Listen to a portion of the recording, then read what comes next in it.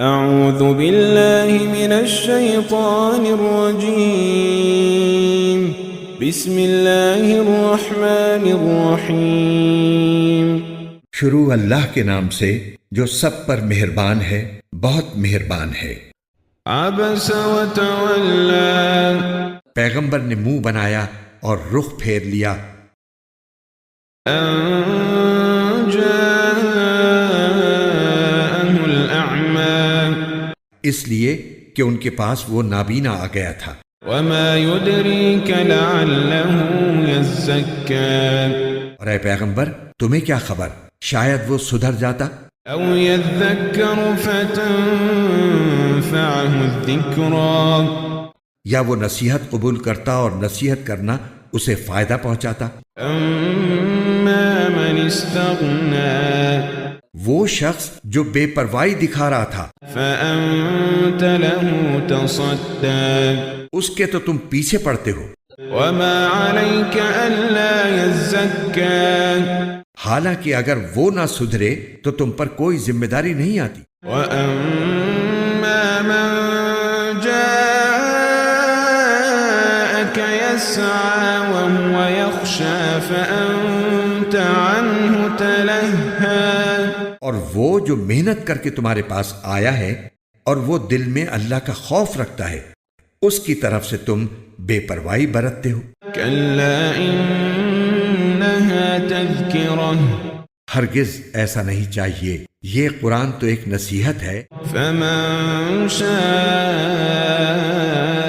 ذكره اب جو چاہے اسے یاد کر لے، في صحف مكرمة وہ ایسے صحیفوں میں درج ہے جو بڑے مقدس ہیں، مرفوعة مطهرة اونچے رتبے والے ہیں، پاکیزہ ہیں، بأيدي سفرة ان لکھنے والوں کے ہاتھ میں رہتے ہیں كرام بررة جو خود بڑی عزت والے، بہت نیک ہیں۔ قتل الإنسان ما أكفره خدا کی مار ہو ایسے انسان پر، وہ کتنا ناشکرا ہے۔ من أي شيء خلقه وہ ذرا سوچے کہ اللہ نے اسے کس چیز سے پیدا کیا۔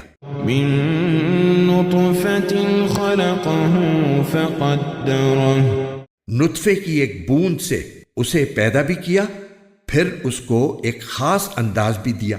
ثم السبيل يسره پھر اس کے لیے راستہ بھی آسان بنا دیا۔ ثم أماته فأقبره پھر اسے موت دی اور قبر میں پہنچا دیا۔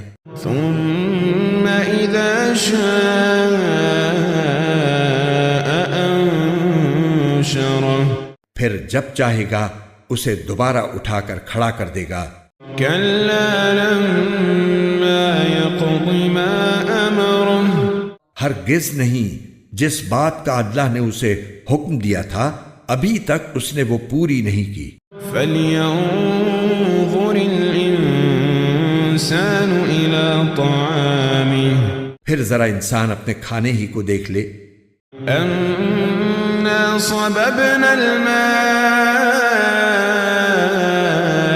صبا کہ ہم نے اوپر سے خوب پانی برسایا، ثم شققنا الأرض شقا پھر ہم نے زمین کو عجیب طرح پھاڑا، فأنبتنا فيها حبا وعنبا وقضبا پھر ہم نے اس میں غلے اگائے اور انگور اور ترکاریاں، وزيتونا ونخلا وحدائق غلبا اور زیتون اور کھجور اور گھنے گھنے باغات، وفاكهة وأبا اور میوے اور چارہ، متاعا لكم ولأنعامكم سب کچھ تمہارے اور تمہارے مویشیوں کے فائدے کی خاطر۔ فإذا جاءت الصاخة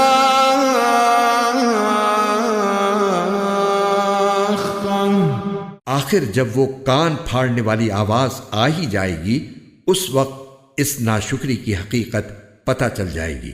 يوم يفر المرء من أخيه یہ اس دن ہوگا جب انسان اپنے بھائی سے بھی بھاگے گا، وأمه وأبيه اور اپنے ماں باپ سے بھی، وصاحبته وبنيه